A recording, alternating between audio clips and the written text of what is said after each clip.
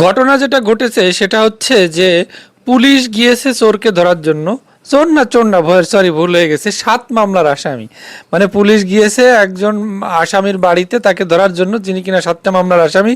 কিন্তু পুলিশ দেখে আসামি কি করেছে, যে ঘরের চালের উপরে উঠে গেছে। একবার পুলিশ এই পাশে যায়, আসামি ওই পাশে দৌড়ে পালাতে যায়, কিন্তু চাল এত উঁচু সে লাফ দিয়ে পালিয়েও যেতে পারছে না। এই হচ্ছে ঘটনা।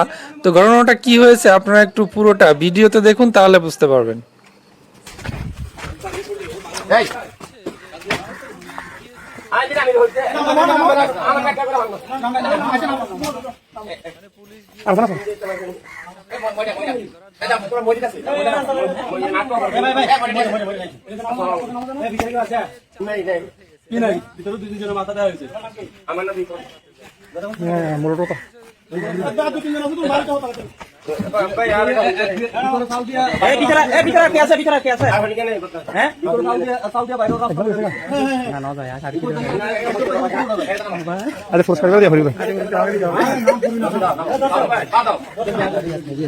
দর্শক একদম